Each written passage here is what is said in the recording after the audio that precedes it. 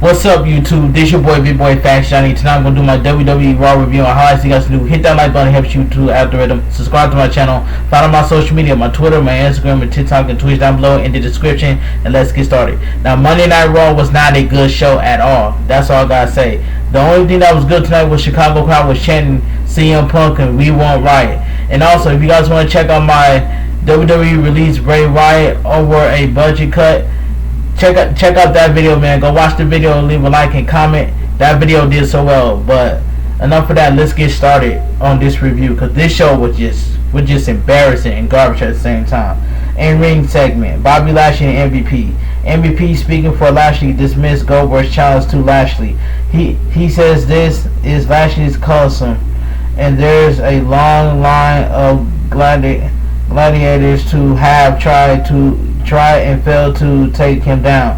MVP asks Goldberg if he wants to rebreed as a champion or as a college.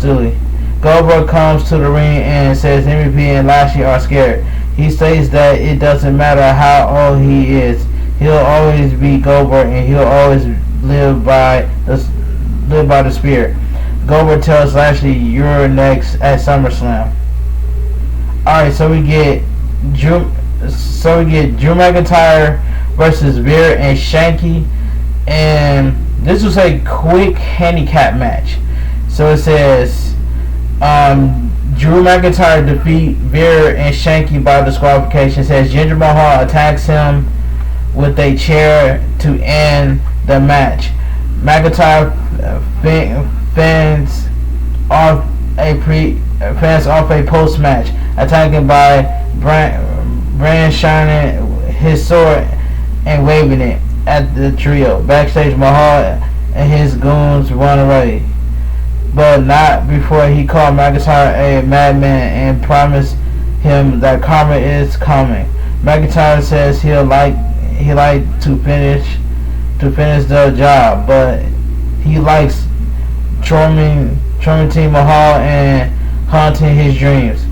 He says he will finish this the way he knows best.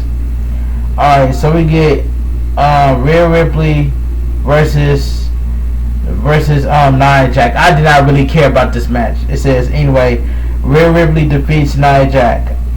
It says Baszler accidentally distracts Nia Jax and Ripley roll her up for the win. Nia Jax and Baszler confront each other after the match. Baszler storms out on Nia Jax and Ripley just drops the intestinal force with the riptide.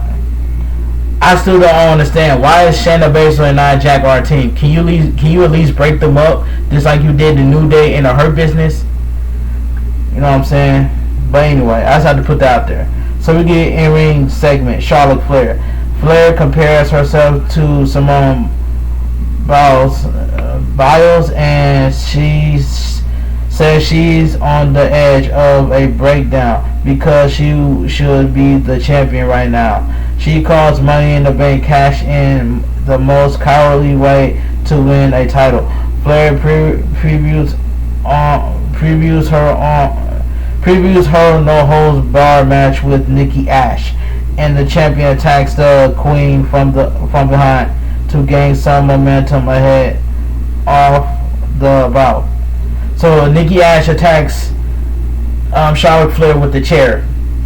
Alright, let's move on.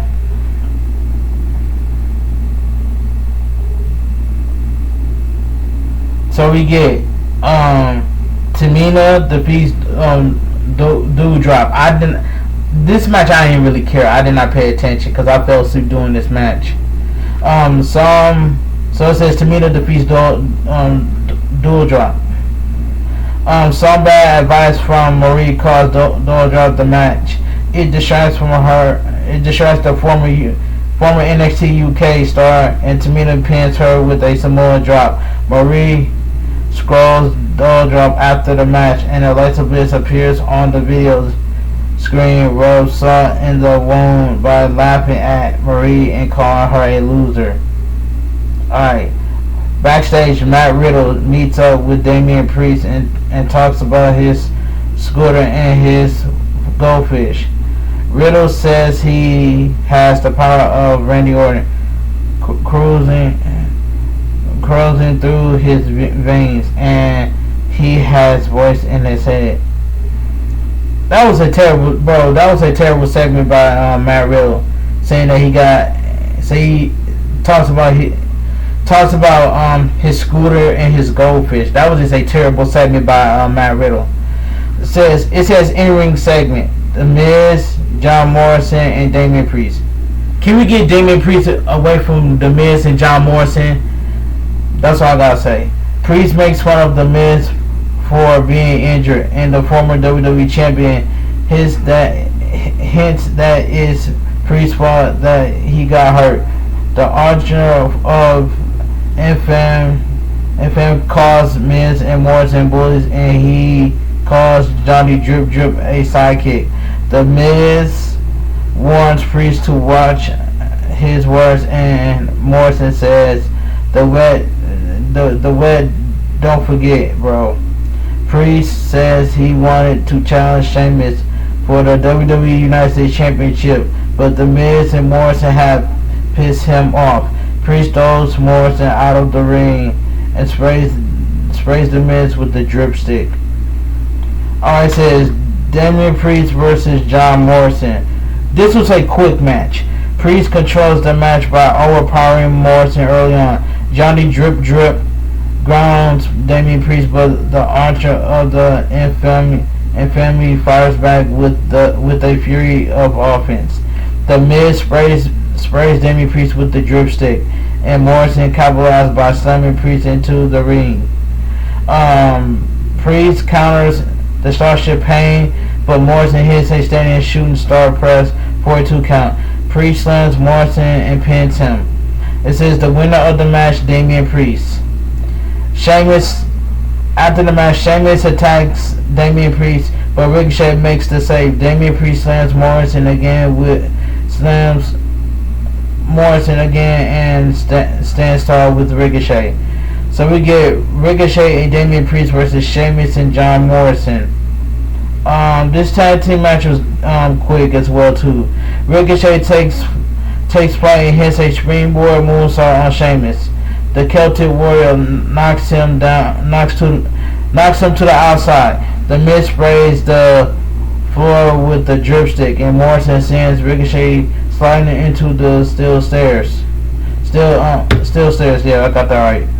Sheamus grounds Ricochet, but Priest tags in and takes control. Ricochet dives onto Sheamus, and Priest pins Morrison after he hits the reckoning. The winner of the match, Damien Priest and Ricochet. Alright, let's move on. So we get backstage. In the interview, Lashley says he annihilated Goldberg at SummerSlam. The broadcast team confirms that Lashley will face Goldberg at WWE SummerSlam. Okay, so we get Riddle versus Omas. This match was quick. Riddle takes the fight to Omas with some running forearms, but Omas shoves the original bro over the top rope. Omas throws Riddle into the timekeeper's area. The big man launches Riddle off the apron and onto the floor. Omas absorbs a few blows from Riddle and pins him with a two-handed choke bomb. It says the winner of the match, Omas. Backstage, Alexa Bliss says Lily has been influencing people for quite some time. She names Jack the Ripper and Zodiac before Doudrop attacks Bliss. Ava Marie calls Lily disgusting and says this is evolution. Lily gets up by herself and laughs. So we get Karen Cross versus Keith Lee. This was a 50-50 lose for lose match. So it says Lee and Cross square off and trade blows.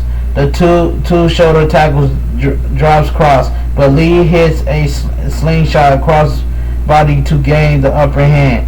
Cross drops Lee with an exploder suplex and suplex him again into the steps. Cross dominates for a few minutes and drops Lee with a clothesline. Lee rallies with a series of strikes and shoulder tackle. Cross drills Lee with a stiff strike, but Lee avoids the cross jacket. Lee hits the spear bomb for the win. The winner of the match, Keith Lee. So Karrion Kross took two losses. He lost tonight. He took two losses. That's all I gotta say. The winner of the match, Keith Lee. Backstage, Ripley hints that she gets involved in the main event match, and at the very least, she'll be watching closely. Either way, she states that she will take the title back at WWE SummerSlam. So we get the 24/7 champion Reggie versus Akira Tozawa. I did not really care about this match. This match was garbage. Reggie used his athletic to dodge everything Tozawa throws at him. Reggie flips around the ring and Tozawa dodged a karate pose. An athletic elbow gives Reggie some momentum and he hits a flipping senton for the win. The winner is still your WWE 24/7 champion Reggie. Don't really care about that match. So we get backstage. Nikki Ash says she doesn't know what to expect in this bout, but she caught Flair by surprise earlier. She said that part of being almost a superhero, you have to give it your all even if you don't know what to expect. She says if you believe in yourself, you can be almost a superhero. Whatever. A non-title no-holds bar match. Nikki Ash versus Charlotte Flair. This was a quick main event, but I did not, didn't really enjoy this match. I did not really enjoy it. I just did not really care. Nikki Ash briefly gains the upper hand, but a running knee to the gut stops her in her tracks.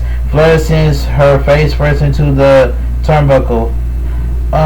She clears the broadcast table and gets a table. Nikki Ash shoves Flair head first into the ring post, but her surge of momentum is cut short. Again, Flair continues to control the bout after she sends Nikki Ash through the barricade with a spear. Flair pulls Nikki Ash up during a pinfall attempt and tells her she's not good enough. Nikki Ash rallies with a tornado DDT, but Flair power bombs through the broadcast table. Nikki Ash dodges a charging Flair, sending her crashing through a table. Nikki Ash pins Flair with a Christ suplex. The winner of the match, Nikki Ash. And Monday Night Raw goes off the air. Like I said, overall, Monday Night Raw was a bad show, but the only thing that was good the entire show was Chicago crowd was chanting CM Punk and we want right. Chicago crowd was not stupid, so I enjoy Chicago crowd chanting CM Punk and we want right. So we want right, and I don't blame the Chicago fans. So shout out to Chicago crowd for saying that, for chanting CM Punk and we want right. But anyway, overall, Monday Night Raw was